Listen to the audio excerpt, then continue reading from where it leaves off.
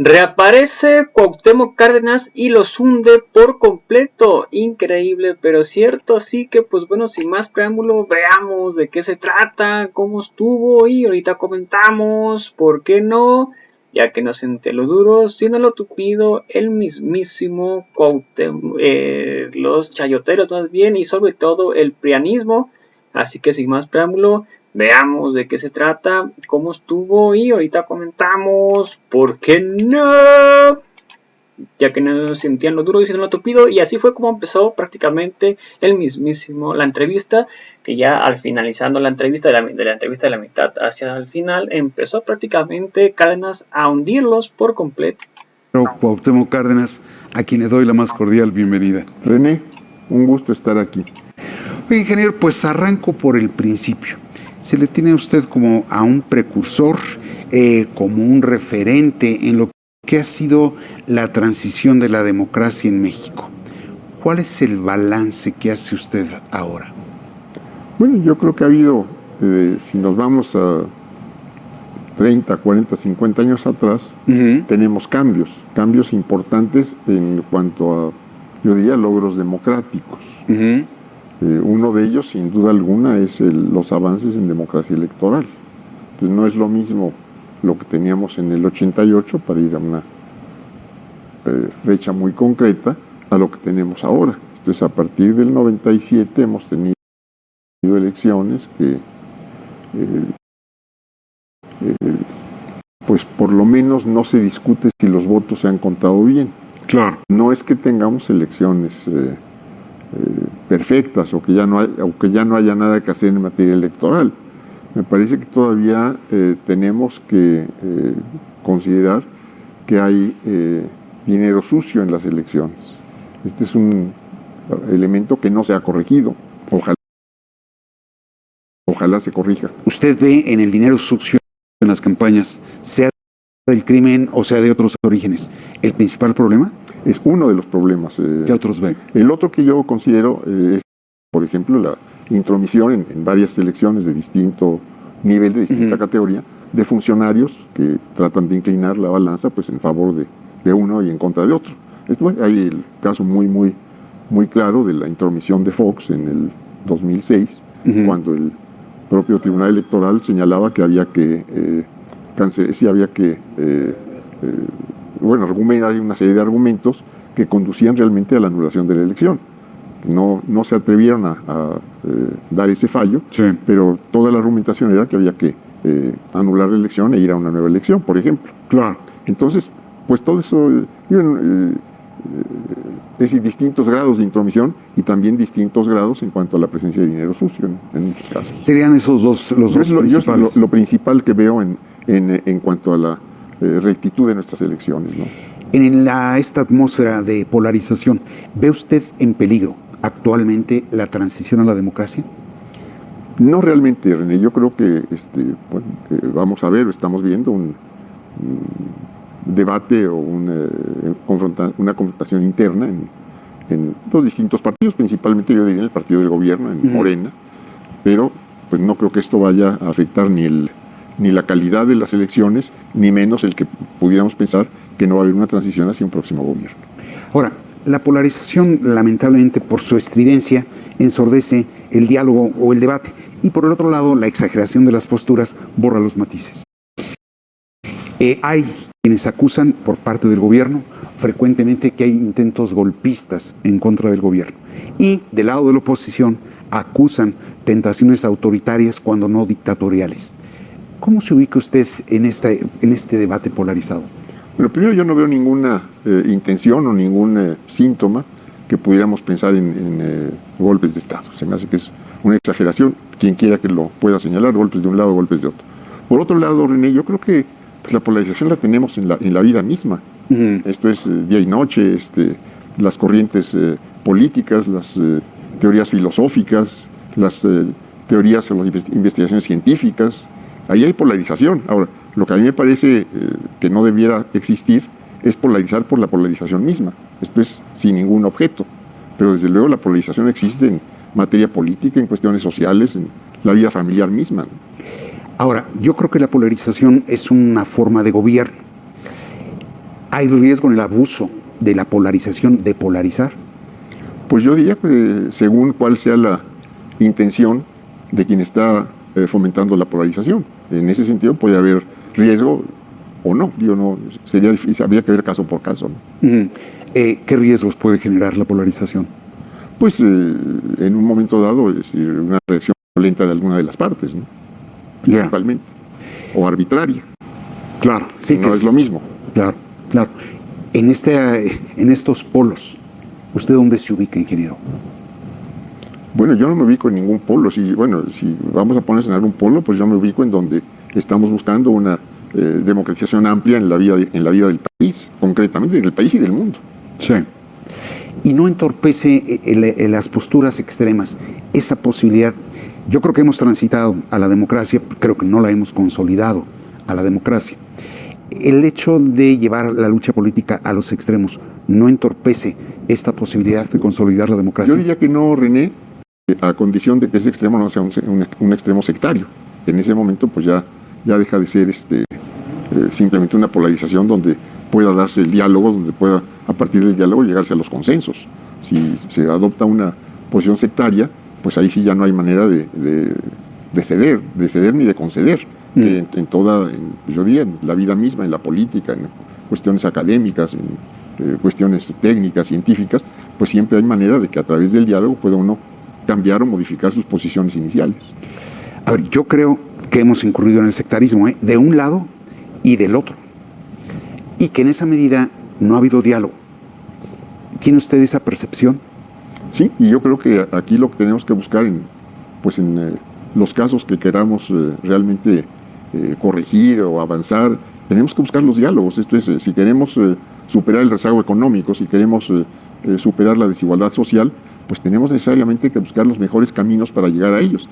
Los que se han ensayado en estas últimas décadas, pues no nos han dado los resultados deseados o anunciados inclusive. Entonces lo que tenemos que buscar es otros caminos, y al buscar otros caminos tiene uno que llegar necesariamente al diálogo, y a través del diálogo tratar de encontrar los consensos. Avanzar primero en función de las coincidencias, y cuando se llegue ya al momento en que ya se acabaron las coincidencias y vamos a las diferencias, pues ya veremos qué es lo que se tiene que hacer. ¿Usted cree que actualmente, en vez de entrar a ese diálogo, se corrió de inmediato a vamos a medir fuerzas? Pues en algunas cuestiones yo diría que sí, es decir, yo no veo diálogo en este momento entre las fuerzas políticas. Yo no veo diálogo en los partidos políticos en general.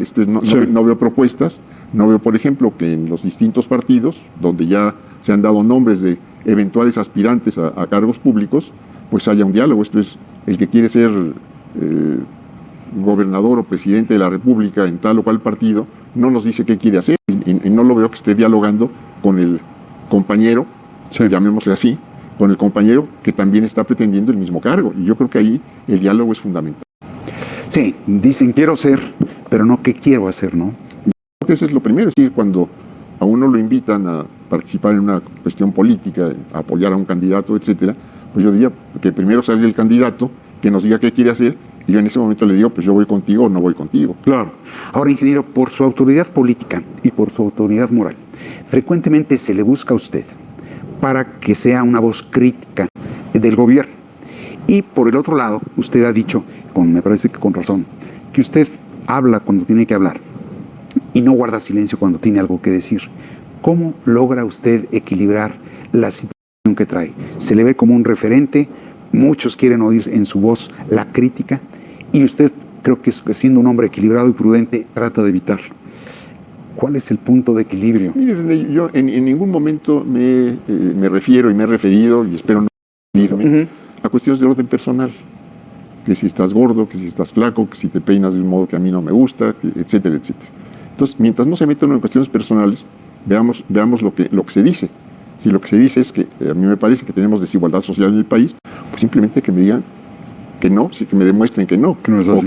O que digo, bueno, pues tal edificio se agrietó con los temblores recientes, pues si ahí están las grietas que se están abriendo ahí en los muros, pues si alguien me dice que no, pues simplemente que me explique por qué no. Claro, claro. Ahora, ingeniero, ¿qué políticas le reconoce al actual gobierno dignas de destacar? Bueno, sin duda el apoyo a sectores que requieren esos apoyos. Y las transferencias directas, me parece que en su mayor parte son totalmente válidas. Creo que ha habido avances en el terreno, por ejemplo, salarial. Sí, los aumentos al salario mínimo me parece que son muy importantes. Ha habido, sin duda, una mejor recaudación, es decir, la parte fiscal, la parte hacendaria, me parece que ha habido avances. Pues yo creo que son cuestiones importantes, no son cuestiones menores, ¿no? Y en sentido contrario, ¿qué políticas ve usted erradas o no consistentes? Uno de los grandes problemas que tenemos, René, aparte de la desigualdad social, aparte del rezago económico o el muy lento crecimiento de la economía, pues es la inseguridad, la presencia de la delincuencia, organizada o no organizada, o como organizada. Organizada o desorganizada. Como sea, en todo el país. Y me parece que aquí tendríamos, por ejemplo, que empezar a, es decir, el gobierno, concretamente el gobierno, tendría que empezar a recurrir pues a especialistas que estudian los fenómenos de la delincuencia, de la violencia, a revisar las formas como han tratado de enfrentar este fenómeno, que además son las mismas de hace 20, 25 años. De lo que va del siglo, ingeniero. Bueno, entonces, si hacemos algo que nos da un resultado escaso, malo, o no nos da resultado, y lo volvemos a poner en práctica, pues nos vuelve a dar el mismo resultado, escaso o malo. Sí. Entonces yo creo que había que ir con especialistas del gobierno, del mundo académico, de quienes están pues tratando de entender y de conocer este fenómeno, y a ver si entre todos se encuentran o encontramos mejores caminos para enfrentar la delincuencia. ¿Esa es para usted la principal política que echa de menos en materia de seguridad? Bueno, me parece que tendríamos que buscar otras formas de enfrentar a la delincuencia, otras formas de evitar o recuperar los territorios que controla hoy la delincuencia. A mí me parece que en esos territorios, y esto tendríamos que hacerlo, pues porción por porción del país, porciones chiquitas y luego porciones más grandes, de que haya presencia permanente del Estado y de la sociedad en cada porción.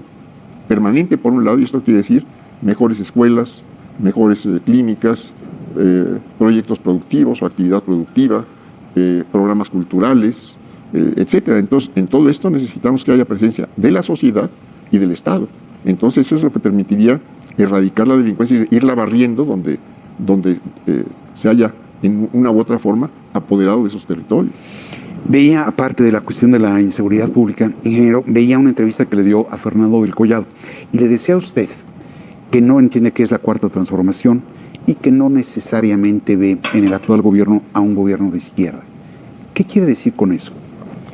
Bueno, primero, René, yo creo que pues hay muchas izquierdas. Hay izquierdas que no son electorales o antielectorales inclusive, izquierdas que se manejan en el terreno académico, en fin. Y yo creo que ahí no cabe más que la autodefinición. Esto es, yo no conozco a nadie, ni sé de nadie, ni de ninguna institución, de ningún tipo, política, académica, etcétera, que nos puede decir tú sí estás en la izquierda o tú no estás en la izquierda. Son apreciaciones personales en primer lugar. Entonces yo ahí digo pues que cada quien se defina como quiera, y por eso no veo qué quiera decir que se está en la izquierda o no está en la izquierda. Ahora, vayamos a los contenidos. Esto es, yo no conozco un proyecto, una propuesta, un modelo económico que quiera desarrollarse en el país a partir del gobierno, a partir del partido político Morena. Sí. No conozco qué nos proponen en cuanto a cómo se quiere que se conforme, que se configure la sociedad. Entonces, cómo se llega, si ese fuera el caso, a una sociedad igualitaria, o qué se está haciendo para llegar a una sociedad más igualitaria, con menos contrastes, con menos diferencias. En fin, entonces, al no haber un modelo, al no haber una propuesta, al no haber un objetivo, pues difícilmente puede saberse qué es o qué pretende un movimiento político. Sí, y cuál puede ser el destino incluso. Además. Ahora, a usted le tocó gobernar Michoacán, le tocó gobernar lo que era el Distrito Federal, la Ciudad de México. Frecuentemente se habla del presidente de la República como el presidente de todos. ¿Se puede gobernar para todos?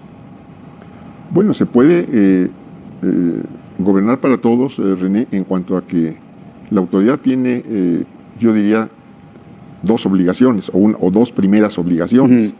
Es cumplir con la ley y hacer respetar la ley. En ese sentido se puede gobernar para todos. En otro sentido, bueno, pues siempre hay una inclinación. Esto es, si uno trata de superar ciertas desigualdades, ciertas desventajas para llegar a condiciones de mayor igualdad, por ejemplo, materia de niveles de vida o en materia de educación o de salud, bueno, pues ahí yo diría se tiene que privilegiar, es decir, o se tiene que poner en primer lugar cómo superamos las carencias de los que tienen carencias frente a yo diría, un nivel medio donde pudiera ya ser aceptable, por ejemplo, el nivel de atención a la salud, a una familia, o el nivel de, es decir, la calidad de la educación que se está recibiendo en una región o simplemente en una escuela. Se lo pregunto, ingeniero, porque yo creo que en efecto este es un país de desigualdades. Sí creo que primero los pobres, pero de pronto pareciera ser que en el marco de la polarización son no primero los pobres, solo los pobres. Y del otro lado, todos, primero todos. ¿Cómo ve eso? Yo no lo veía así tan tajante, René. Pero sí creo que primero habría que ir a donde están las mayores carencias, y me parece que esto no es lo que estamos viendo en este momento. Ok, ¿qué estamos viendo? Pues si nos vamos a la educación, estamos viendo que la Constitución nos dice que es obligatorio para todo mexicano, niño, adolescente o adulto inclusive, pues pasar por los ciclos educativos que van desde el jardín de niños hasta la preparatoria, como obligatorio. Sí. Bueno, pues ahí andamos simplemente en la calidad de la educación, pues andamos con muchas diferencias de buena calidad y de mala calidad. Sí. Entonces ahí tendríamos que ver cómo por lo menos elevamos y cómo garantizamos que todo, es decir, cómo se garantiza por parte del Estado, no solo del gobierno, sino del Estado, que todo el mundo tenga pues la posibilidad de cubrir esos ciclos obligatorios. Y después me parece que tendría que haber también un compromiso del Estado de que quien haya cumplido requisitos académicos tenga la oportunidad de formarse, si así es su decisión, en las instituciones públicas de educación superior. Claro. Ahí tendría que garantizar el Estado tanto el acceso como la permanencia. En la última reforma constitucional del artículo 3 dice que el Estado se hace cargo de la educación superior, pero no nos dice qué quiere decir hacerse cargo de la educación superior. ¿En qué consiste Entonces, ¿cómo me hago cargo si hay rechazados en las universidades públicas? ¿Cómo me hago cargo si no hay cupo en las universidades públicas? En fin, digo, esto es lo que se tiene que... Antes de irnos a un corte, ingeniero, y valiéndome de algún modo del lema de la coalición de gobierno, bueno, que está ahora en el gobierno, ¿juntos podemos hacer historia, ingeniero? Bueno, yo creo que la historia no se hace individualmente, generalmente se hace, o principalmente se hace a partir de los colectivos. Pero evidentemente puede haber contribuciones individuales muy importantes para marcar la historia, o para marcar la historia en función de también cómo uno la aprecie, en sentido positivo o en sentido negativo. Claro, claro. Pues si me deja, vamos a seguir platicando. Pues estamos ya de vuelta con el ingeniero Cuauhtémoc Cárdenas. Hemos hablado ya un tanto del gobierno y yo quería, ingeniero, dedicar esta segunda parte a hablar del lado contrario, a hablar de la oposición. ¿Cuál es la impresión que tiene usted de la oposición mexicana? Bueno, si vemos la oposición partidaria, René, yo creo que después de la elección del 2018, pues quedaron muy disminuidos los partidos políticos de oposición, todos.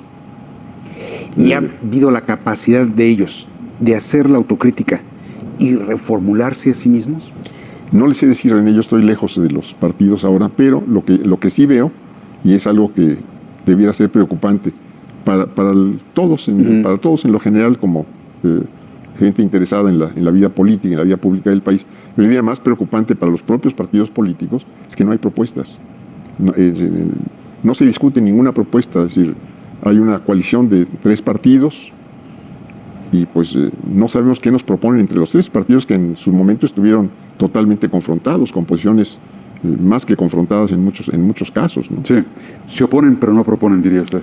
Pues no hay una propuesta, es decir, más allá de estar, en este caso muy concreto, contra el presidente de la República, no hay ninguna otra propuesta, es decir, no nos dicen si están a favor o en contra de la política económica, social, de la política internacional, es decir, no hay ni apoyos ni críticas contrarias a lo que se esté haciendo. ¿Le ve perspectiva a la Alianza Va por México, ingeniero? Pues yo mientras no vea propuestas, René, no sabría en función de qué puede agruparse la gente en torno a una corriente o a una figura política.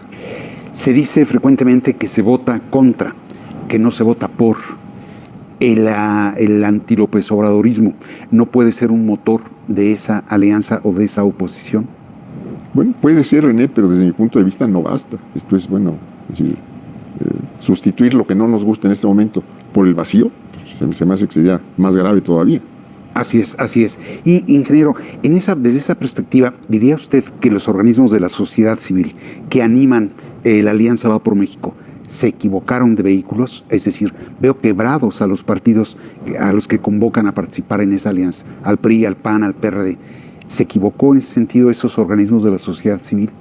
No sé si se equivocaron o no, René. Lo que me parece que falta a los partidos, aparte de la propuesta, pues es el trabajo de a pie. Esto es el trabajo territorial. Esto es cómo se conforman grupos en las distintas partes del país, en los municipios o en las secciones electorales. Esto es cómo se garantiza que haya presencia de un partido, y si un partido no tiene propuesta o no presenta ninguna ideología, más allá de lo formal, y a lo formal me refiero, pues para registrar un partido o para ir a una elección, cada partido registra su declaración de principios, su programa, etcétera, etcétera.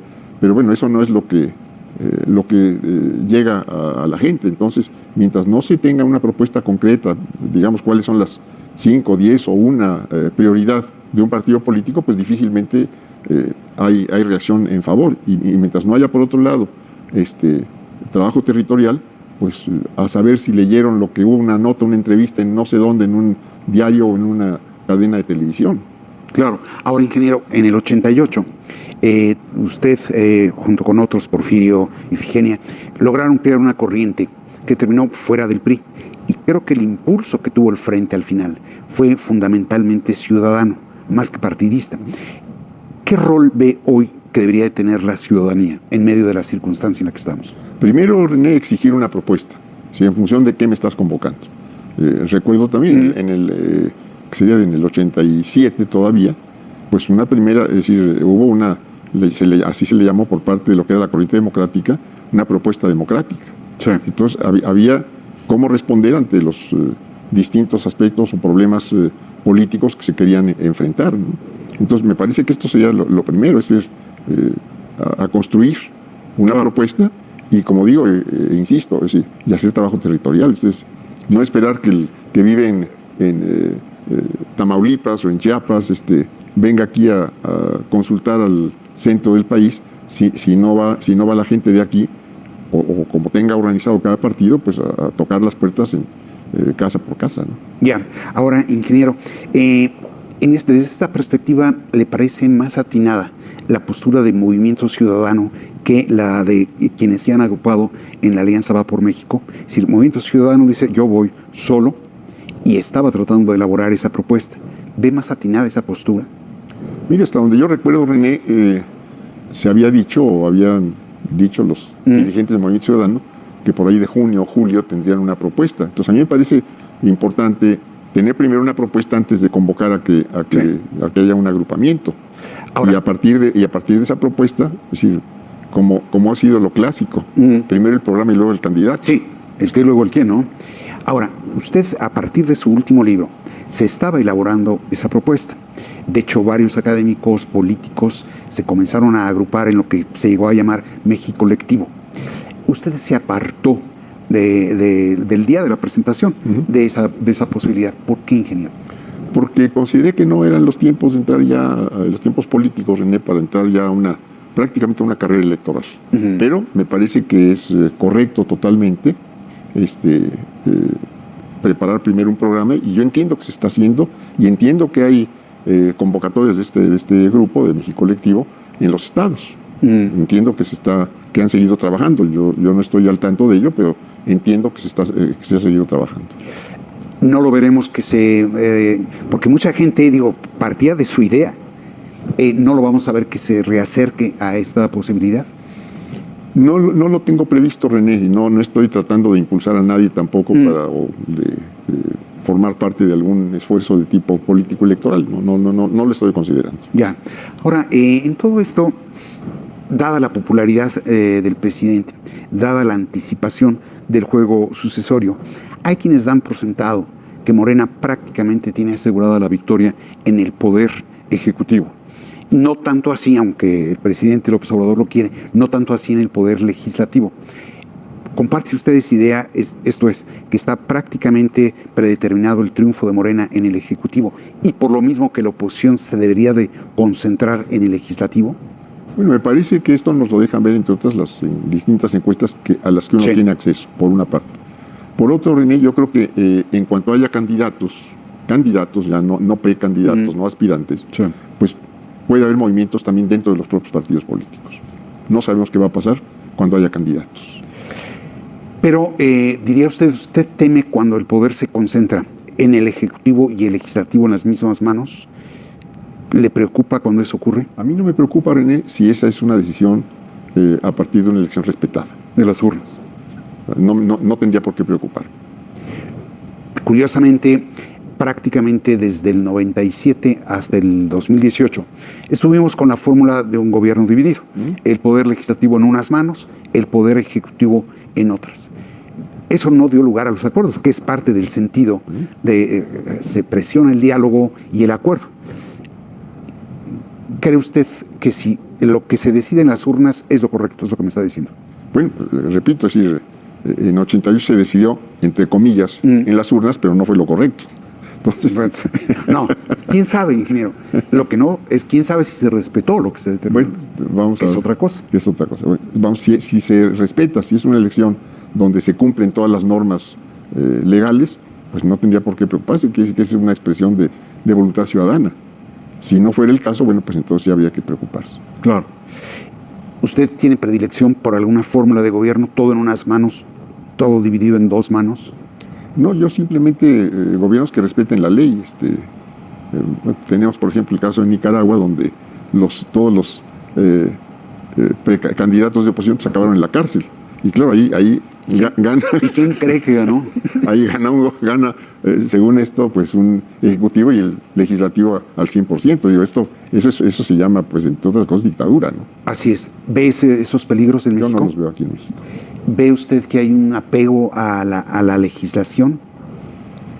Pues mientras no haya el quebranto de la legislación, sí, en algunos casos podría discutirse. En algunos casos podría discutirse, sin duda. ¿Qué casos ve? Bueno, todo esto de la cuestión electoral que se ha movido, me parece que pues ha habido ahí algunos pequeñas transgresiones, yo diría en este caso, pero una transgresión nunca es pequeña, René. Ya. ¿Sería preferible ya tener certeza de que vamos con la legislación que había?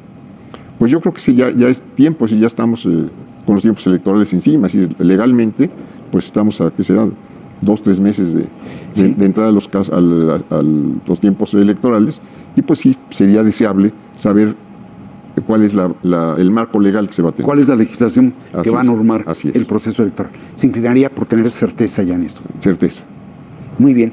Ahora, ingeniero, el viernes pasado publicó usted un artículo en La Jornada donde aclara que Lázaro Cárdenas, el general, no entregó el gobierno a un contrario a su proyecto. Y dice también que en el juego sucesorio de Morena no alcanza usted a identificar quién sería Mújica, el general Francisco J. Mújica, quién sería el general Manuel Ávila Camacho, y que muchísimo menos ve usted quién pudiera ser Lázaro Cárdenas. ¿Por qué la aclaración? Bueno, porque yo no veo a un ideólogo participando, o alguien, sino a nadie contrario, en el caso de Morena, a ninguno de los mencionados que esté en una posición contraria a la del presidente de la República. Es decir, no hay nadie que pudiera estar, tal como sucedió también en 1940, es decir, ninguno de los precandidatos del entonces Partido de la Revolución Mexicana estaba en contra de o podría representar una línea contraria a la del presidente. Me refiero hasta el 30 de noviembre de 1940. Lo que haya sucedido después, pues ya es otro cuento. Claro, claro. Ahora, cuando usted señala eso, ya en los tiempos, en la actual sucesión, sí, difícilmente se ve unas diferencias sustanciales entre los aspirantes de Morena a la candidatura presidencial con el actual presidente.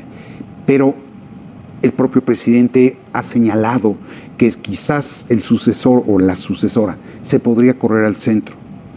¿Usted ve la necesidad de buscar un nuevo equilibrio en la relación gobierno-ciudadanos? Pues ahí también habría que preguntarle a quien lo ha expresado, René, qué quiere decir, qué querría decir correrse al centro. Es decir, qué tan lejos o qué tan cerca está la supuesta izquierda o la supuesta derecha del centro. Claro, pero usted ha tenido la experiencia de gobierno y usted sabe bien cuándo, lo que usted decía, uno tiene que tener convicciones, llevar el gobierno en la dirección en la que piensa que hay que atender a sectores desprotegidos, pero sin que esto suponga romper con otros sectores de la sociedad. ¿Ve usted la necesidad de buscar nuevos equilibrios? Bueno, yo creo que en un cambio, René, se tendrán que buscar, pues, primero los apoyos político-electorales, que son siempre necesarios, y a veces esos apoyos se buscan, pues, con quien no necesariamente ha estado alineado con una corriente política determinada. Entonces, sí, hay siempre quienes se mueven en los márgenes, y a lo mejor habrá, en algunos casos, que tratar de sumar a quienes se están moviendo justamente en esos márgenes. Claro. Pero, pues, repito, yo no veo a ninguna de las personas mencionadas que pudiera representar una corriente política confrontada, es decir, francamente confrontada con la que actualmente está en el gobierno.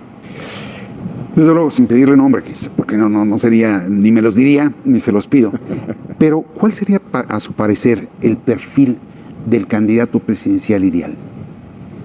Pues, René, sí, quien tome el compromiso de cumplir lo que vaya a ofrecernos en su plataforma electoral, es decir, todavía no las conocemos.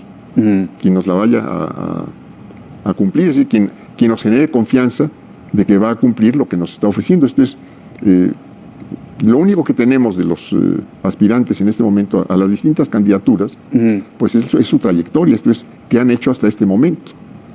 Es decir, si hoy les preguntamos qué vas a hacer, pues nos van a decir como el niño regañado, mira, ya me voy a portar bien, de aquí en adelante siempre me voy a portar bien. Entonces, lo único que tenemos para decidirnos es si cuando nos ofrezcan algo, nos genera confianza de que nos lo van a cumplir. Claro. Ahora, ingeniero, para cerrar la entrevista, ¿yo podría ubicarlo a usted como un hombre de centro-izquierda? Mire, René, yo prefiero definirme por contenidos. Pues yo creo que necesitamos, acabar con la desigualdad social. Creo que tenemos que lograr que haya una economía que crezca y que reparta de la manera más equitativa, de acuerdo con la ley, esa riqueza. Tenemos que buscar una convivencia pacífica, fructífera en cuanto a la convivencia social, evidentemente erradicar delincuencia, erradicar corrupción, sin duda alguna, tener en el caso internacional pues una buena relación con todos, de respeto, como ha sido la política internacional de México y particularmente de la Revolución, y yo diría que un franco acercamiento para buscar una buena integración económica y política con América Latina y el Caribe. Muy bien, pues agradezco mucho la disposición, ingeniero. Contrario, René, un gusto estar aquí. Al revés, soy yo quien le agradece, como desde luego le agradezco a... Bueno, pues ahí está el mismísimo Cuauhtémoc Cárdenas, donde pues prácticamente termina de hundir a la oposición, increíble pero cierto, pero el prianismo, ya que pues en pocas palabras les dice que están muy disminuidos, prácticamente haciéndolo pedazos con esta simple palabra, y que el anti-AMLO no basta. A eso hay que le digan a Lili Telles, que le digan a Santiago Krill, que le digan a Vandalito Moreno y a toda la oposición que nomás se dedican y se escudan y prácticamente hacen eso, puro anti-AMLO, donde dice también que no tienen fondo, no tienen programa, no tienen absolutamente algo, propuestas para poder, pues, hacerle el contrapeso de nuestro presidente, nomás simple y sencillamente anti-AMLO y anti-AMLO y anti-AMLO, y esto no les ajusta por nada del mundo, y por eso es que prácticamente están como están el prianismo. Y pues aquí por el parecer MC no se quiere juntar con ellos porque según ellos quieren hacer la segunda fuerza a partir del 2024, pero sabemos que es el mismo, el MC es el pan naranja, prácticamente MC es disfrazado del pan naranja, y pues ahí está prácticamente los resultados. No sé ustedes qué opinan respecto de esto. Así que pues bueno, veamos cómo va la encuesta hasta el momento. La encuesta vía Facebook, sí, pues prácticamente pues votara a favor o en contra del mismísimo Cuauhtémoc Cárdenas, que se hicieron muy buenos votos, cerca más de 100 votos, y así va. La encuesta hasta el momento vía Facebook, 104 votos. Si fuera candidato Cuauhtémoc Cárdenas, ¿votarías por él? El 81% con 84 votos en contra de Cuauhtémoc Cárdenas y solo el 19% con 20 votos a favor de Cuauhtémoc Cárdenas. Prácticamente lo cuadruplicaron, no confían ya en Cuauhtémoc Cárdenas, ya perdió toda la respetabilidad de los AMLovers y más que nada de la 4T. Así que pues también veamos qué opina la gente al respecto para ver qué es lo que están hablando. Dice Roberto Hernández: el ingeniero Cuauhtémoc podría ser un buen presidente que trae la escuela de su señor padre. Isabel OEG, saludos. Dice Ramón Méndez: si no es serlo a AMLO frustrado, puede ser, completamente de acuerdo, sí, no digo que no. Carlos Mendoza, saludos. Gokusa Gohan dice: ni hacer caso al entrevistador ni al Temo, ya tuvimos dictaduras del PRI y del PAN que tuvieron los tres poderes al mismo tiempo sin contrapesos. Andalín Silapa dice: saludos. Para mí el Cuauhtémoc Cárdenas puede ser un buen candidato para la presidencia, ok, puede ser. Oscar Fuentes dice: lo que están hundidos son los medios vendidos por el poder perjudicial. Lázaro Cárdenas y todos los partidos que están trabajando para el extranjero y en contra del pueblo mexicano. Solo basta con ver los operadores del PRD y los asalariados de esas empresas que no hicieron nada por México. Otilia Hernández, saludos. No, porque nunca hubo apoyo al presidente López Obrador. Armando Noriega Vigueras, saludos, le dice traidor. Pablo López Maldonado, saludos, no votaría por Cárdenas. Isabel OEG, saludos. Y por último, Mario Castillo le dice no a Cuauhtémoc Cárdenas. Increíble, pero cierto. Pero ahí está prácticamente los resultados hasta el momento. A toda la audiencia, muchas gracias por ver el video. Recuerda, si me puedes apoyar con un like en la página de Facebook, una suscripción en la de YouTube. Si puedes comentar y compartir el video tanto como en Facebook como en YouTube, sería completamente fantástico. A toda la audiencia, muchas gracias por ver el video. Recuerden, los invito a ver nuestro siguiente video. Hasta la próxima, bye. Suscríbanse, no olviden comentar, compartir y difundir para que muchas más personas nos vean. Hasta la próxima.